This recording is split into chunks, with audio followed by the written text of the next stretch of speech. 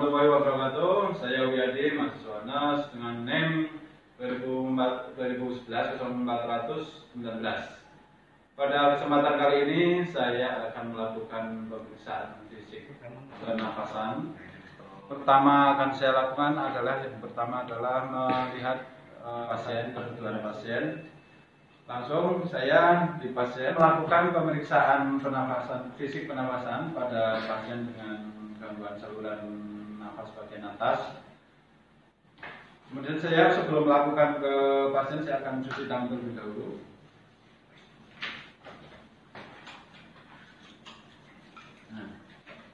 Kita cuci tangan, menyiapkan alat untuk pemeriksaan pengajian fisik pernafasan. Kita menggunakan stetoskop. Stetoskop ini kemudian langsung kita menuju ke pasien. Assalamualaikum Bapak, perkenalkan saya Wiyadi, perawat yang merawat Anda. Ya, Anda Bapak Hamidun ya? Iya. Kondisinya agak sesak nafas Pak, betul? Iya.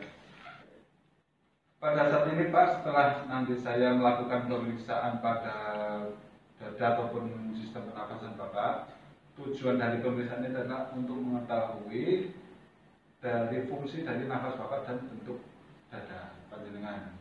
Oke. Kita mengatur posisi pasien. Misalnya follower Bapak, posisi seperti ini sudah cukup enak Pak. Ya. Kemudian setelah posisi pasien sudah cukup enak, kita melakukan pemeriksaan pertama kali inspeksi. Kita bisa melihat dada pasien kanan kiri simetris atau tidak, adakah kelainan pada sternumnya. Kemudian kita bisa melihat pergerakan dadanya, apakah ada retraksi yang berlebihan atau tidak. Dan selanjutnya adalah palpasi. Saya akan di sini melakukan palpasi pada dada bagian depan.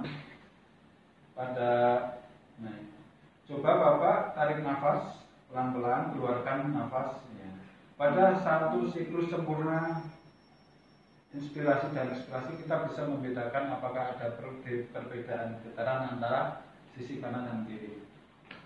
Kemudian setelah palpasi kita melakukan pemeriksaan perkusi ya.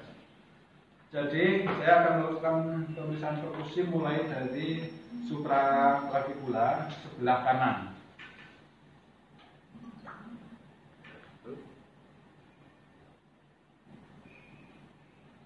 Sampaikan untuk ada perbedaan apa enggak?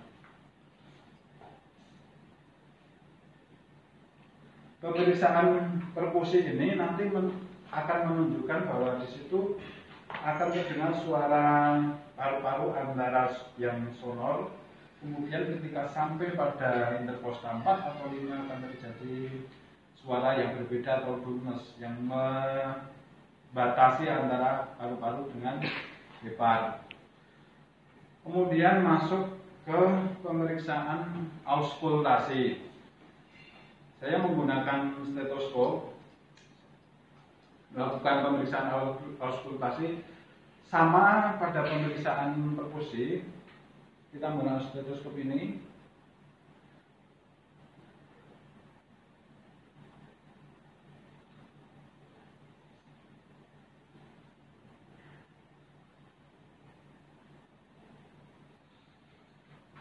Pemeriksaan auskultasi ini pada supraclavicular sampai interkosta 6 ya, sampai kanan kiri. Nanti kita bisa mendengarkan kelainan di situ antara bunyi nafas yang normal atau vesikuler atau bronkovesikuler atau pernafasan bronkial. Atau bisa juga kalau pasien ini kebetulan Bapak mengalami gangguan sesak nafas sedikit, tadi kita dengarkan suara ronhi yang saya akan melakukan pemeriksaan fisik pernafasan dari arah punggung. Silakan Bapak bisa duduk sebentar Pak. Oke, terima kasih. Ya. Untuk metode pemeriksaan dari punggung ini, kita untuk pertama dari inspeksi sama prosesnya, kita lihat apakah ada kelainan pada columna vertebralis, kemudian apakah ada kelainan pada skapula, kemudian bentuk dari dada. Ya. Kemudian yang kedua pemeriksaan palpasinya itu kita pemeriksa letakkan tangan di punggung. Coba Bapak sebutkan angka 77. 7.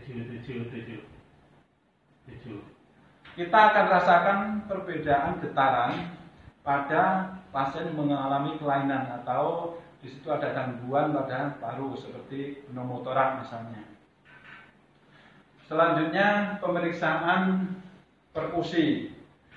Pada pemeriksaan perkusi ini mulai dari atas ini supraclavicular sama bagian atas,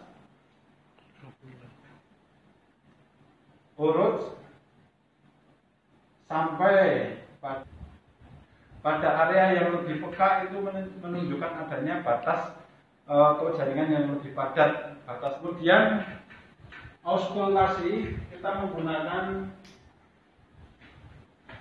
alat stetoskop.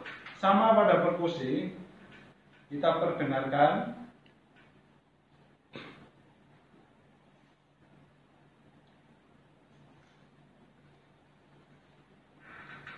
kita bisa pada pasien yang normal, dia nafasnya vesikular ataupun bronkovesikular atau bronkial. Kemudian pada Bapak ini terdapat ronhi, tadi dari belakang juga terdengar ronhi yang menandakan bahwa ada penumpukan sekret di saluran pernafasannya. Demikian tadi pemeriksaan fisik dari saluran pernafasan. Untuk evaluasinya adalah bahwa Bapak ini mengalami gangguan sak nafas bagian atas dan ada suara ronhi pada bagian suara ronhi yang kita anjurkan untuk Bapak sering minum air hangat Pak ya, dan tidurnya agak semi duduk. Kemudian kita catat hasil dari pemeriksaan tadi itu dalam catatan perawatan, kemudian membersihkan alat dan cuci tangan.